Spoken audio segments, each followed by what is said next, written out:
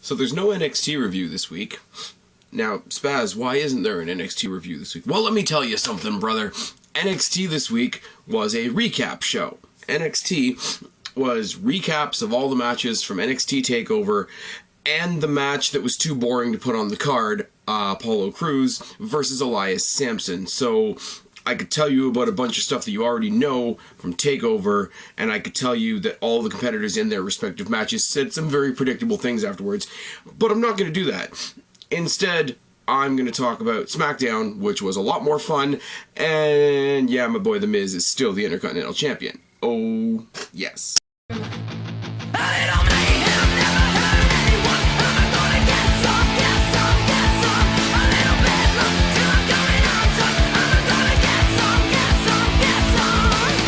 What's going on, everybody? It's your buddy, it's your pal Spaz Phoenix, the YWC Reality Check here with your April 7th SmackDown review, but let's be honest, I'm recording this on the 6th because there's nothing to report from NXT. As I just said, I really did sit down through NXT. They had some new announcer chick whose name I didn't write down because I'm just that special, running down everything that happened at the pay-per-view, running a couple of, after-match interviews, and then we went back to the, whatever the hell it's called, anyways, I don't remember what the arena is called even, but the arena that the takeover took place in had the Elias Samson versus Apollo Crews match, which is unfortunate because we saw Crews debut on Raw, and that was exciting. It was slow, and it was just an arm bar for what seemed like an age. So I didn't want to talk about that, especially when Apollo Crews is going to do bigger and better things like he did tonight. Open up with the same basic WrestleMania highlight package that we had on Raw. They obviously repackage and replay the highlight packages from WrestleMania on SmackDown for those of you that didn't watch Raw. I still say that My House is a pretty catchy tune, even though I don't like pop music. And we move on. WrestleMania package takes us into Roman Reigns coming out, quickly brags about beating down the Authority at WrestleMania, talks about Raw, talks about how everybody wants a shot at his title, and that's why it's one versus all. It was a bit corny. Goes through the same thing that he said on Monday Night Raw. I'm not a bad guy, I'm not a good guy, I'm just the guy, and now my next task is to beat the hell out of AJ Styles. Obviously, this prompts AJ Styles to come out. Congratulates Roman on being the new champion. He had a pretty good WrestleMania, but I had a pretty good Monday Night Raw. Talks about being the #1 contender and talks about how I've been all over the world. I've won belts before, and I'm going to get that belt, even though I know it means I have to beat the guy. Roman Reigns says, the championship on my shoulder means I'm the champ. It gets really redundant after a while. You need to beat this guy to be the champ. You've beaten a lot of guys, but you're not going to beat me. Says a bunch more condescending stuff. Roman Reigns slowly, painfully being dragged into heel persona is something we could do without, to be honest, but to be fair, AJ's not the greatest on the mic either, so this segment was sort of doomed to fail. We're going to get to the match, and I think it's not kayfabe, it's the other guy that's on his videos, Chase Oliver, who basically said, in one of the kayfabe Raw rundown, or whatever, WrestleMania rundown videos, that he's going to enjoy this match for the match. He doesn't care about the characters, he doesn't care about the storyline, he's just looking forward to the match. And there are matches like that in wrestling. I mean, a lot of people would say something like a CM Punk versus Daniel Bryan, or an AJ Styles versus Sami Zayn, or something like that. You really wouldn't care how we got there, you just want to see the match. I'm kind of curious about how this match is going to go. I'm not delusional. I know AJ Styles isn't going to win this match, but it does have the potential to be a very, very interesting match. We get announced after that segment is over that we are going to get Styles and Cesaro versus Owens and Jericho in tonight's main event. Nice, cool way to start the show. We keep the ball rolling with the debut of the Vaudevillains taking on the Lucha Dragons. And this is what I said on Raw. When they debuted Baron Corbin, it was cool. He's on the main roster. That's all fine and well, but you want to see him do something new. But then they put him up against Tyler Breeze, and the last person Tyler Breeze faced off with, if I'm not mistaken, in NXT was Apollo, or one of his last opponents was Apollo Crews. So it's kind of disappointing to just see this NXT match happening on Raw as his introduction to the Raw roster. You want to see him go up against somebody like, okay, if it wasn't for the fact that Cesaro had just come back and he was a surprise at the end of the night, if Cesaro was just Cesaro on the main roster and hadn't gone anywhere, I would say the perfect person to debut Apollo Crews against would have been Cesaro, and not somebody we've seen him fight in NXT before. They did that with Baron Corbin, who's a great power guy who has a lot of high-impact maneuvers. You put him with somebody like Dolph Ziggler, who exemplifies that and can ragdoll for the guy. Plus, it's a new combination of superstars to make this debut on the main roster look good, look different, have a different shine to it. That's why I will say on Monday Night Raw, the better debut on... the better debuts, I should say, on Monday Night Raw were Baron Corbin and the future match that we're going to get between Enzo Cass and the Dudleys, because these are new, different combinations, different experiences. To put to put Apollo Crews with somebody that we've already seen him face before, it shook off the newness factor. And I will say the same thing here. Nothing against the Lucha Dragons. I really wish they were tag team champions, or at least had been by this point. I'm really happy for Kalisto being the US champ. I would have been fine with Sin Cara winning the ladder match at WrestleMania. Great guys, and the Vaudevillains in their own right are great wrestlers. I question the gimmick, but this is not a new match. The commentators make a point of saying it. Mauro Ranallo really brings it to the forefront that these guys have a heated history on NXT, so this isn't new. So the debut, as good as it is, and I'm going to get into the match, the debut doesn't pop as much as it could. If you had put it in my shoes, if you put the book in my hand for the night, I would have had the Vaudevillains debut against the Usos. I think that would have been great. I would have had them debut against... Well, you couldn't really have the Vaudevillains debut against the Dudleys, but I hope you get my meaning. Somebody new, somebody different. Have the Vaudevillains debut against two members of the New Day, if you want to do something like that. But I'm sorry, I sound like I'm taking away from this match. I'm really not. It just didn't pop as much as it could have. Also, the Vaudevillains entrance kind of comes off a bit flat in the larger arena, and that's kind of unfortunate, but that's for the WWE creative to work around. That's not, again, like I say a lot, not anything against the talent. That's just the little nicks and scratches that you're going to have to fix now that they're on the main roster. But we start the match. English and Sin Cara start the match. Shoulder block by Sin Cara, back body drop by Sin Cara, and a monkey splash by Kalisto. The Dragons double team English, chops by Sin Cara, knee lift by Gotch, and a mounted punch and an uppercut. Double team chops and punches by the Vaudevillains, the put your dukes up thing, which sounds really lame. Knee drop and a headlock by English, double boot and an arm drag by Sin Cara, springboard corkscrew by Kalisto. Crazy kicks by Kalisto on Gotch, suicide drive by Sin Cara on English, drop kick by Gotch on Sin Cara, and the whirling dervish, which again is fine as a move, but it still looks it looked awkward on NXT, and it looks even more awkward in the main roster. Vaudevillains get the win. What didn't help at all this debut was King totally shitting on the Vaudevillains gimmick. I'm worried about this gimmick. I want these guys to succeed. I don't really want anybody to fail, per se. I mean, even John Cena, who we all can't stand, I would rather, get rid of the things we don't like and go on and be successful. Roman Reigns is another great example. But, what the hell? Why are things flashing? I'm doing a video. My computer's flashing at me. Life is hard. Moving on. And for those of you that are paying attention, yes, my throat is still killing me. We replayed the win by Ryder at Mania and the loss by Ryder on Raw, and I sit and chuckle to myself. Natty versus Summer Rae with Charlotte on commentary was kind of pointless, but here we go. Collar and elbow tie-up and an I can't read my own writing. That kind of sucks a lot. Collar and elbow tie-up and a fireman takeover by Natty. Springboard atomic slam by Natty. Slaps in a hangman by Summer and a suplex on the outside. Kicks in the back by Summer and a headlock, a snapmare by Natty. A spin kick by Summer and a sharpshooter gets the win for Natty. Summer Rae, I've said this before, is not the greatest thing on the roster, but I really wish they wouldn't book her to look like complete shit. I really wish they wouldn't book her as the punching bag between two people that are going to go have a feud. Let her have a mini feud with somebody. Let her have a a lower card feud with somebody else on the Divas roster rather than just using her as a punching bag, because it kind of sucks. The main story of all this is Charlotte's on commentary. She's talking shit about Natty and everybody else. She's talking about how great she is, how great it is to be the women's champion, all that sort of thing. It's cool. She's out there with the new belt, which I do think is fucking gorgeous. It's all good. They have a stare down at the end. And here's what I'll say about this, right? We saw it in NXT. And it wasn't interesting enough at the time, so they had to put Bret Hart in one corner and Ric Flair in the other corner. I saw this match live at Rico, at Roadblock in Toronto. And it was, I know that these are two of the most technically sound women you have on. You see, even I'm going to have to get used to not saying divas, which is a good thing. These are two of the most technically sound women you've got on your roster, but I really need you to give me a reason to care other than Hart versus Flair. I'm not shitting on this yet.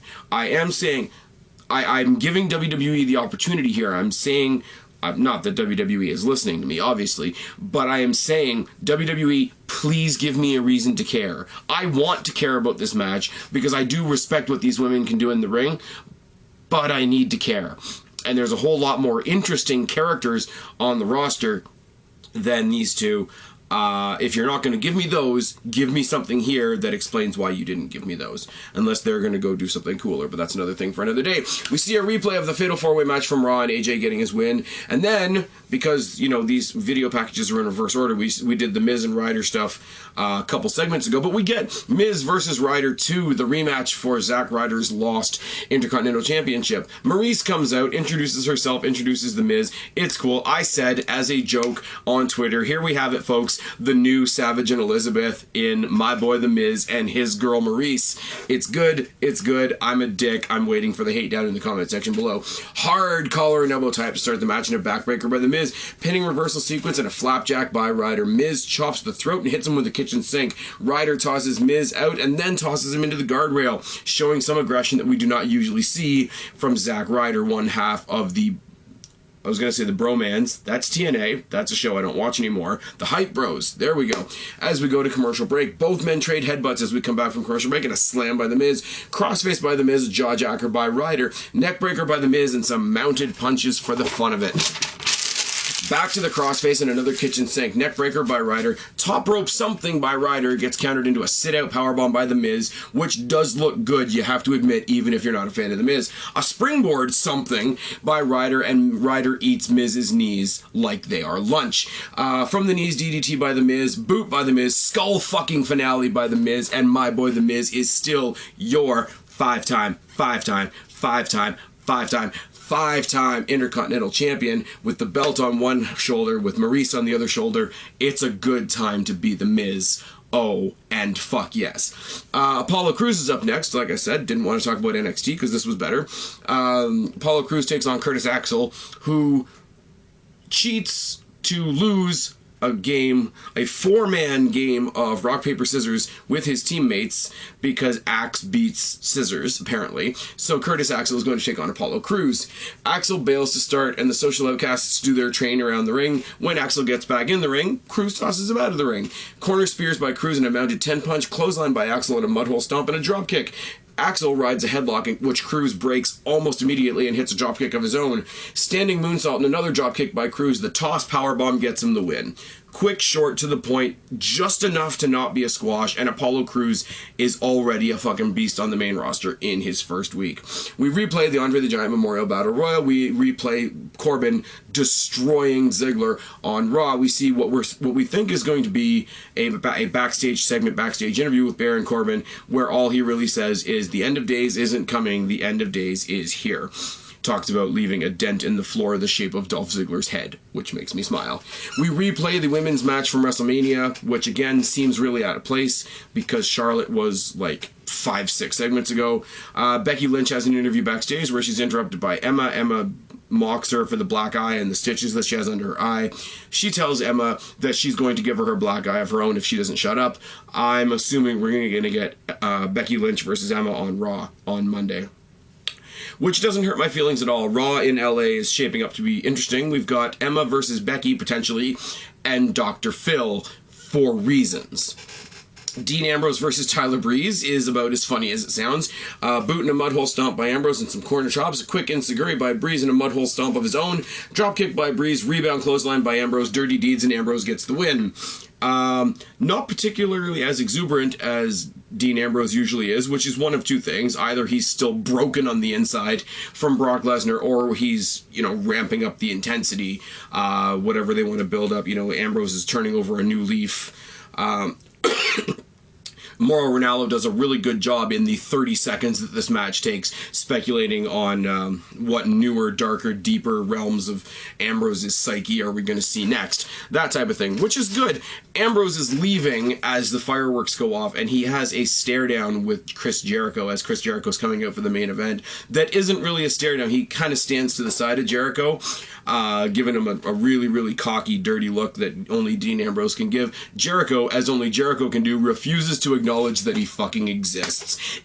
I know that this is the slightest of slight hints and far off chances, because Jericho's going off to do Legends of Metal and do some more stuff with Fozzy and all that sort of thing. But next time he comes back, if we get a Jericho Ambrose feud, I'm fucking on board for that shit.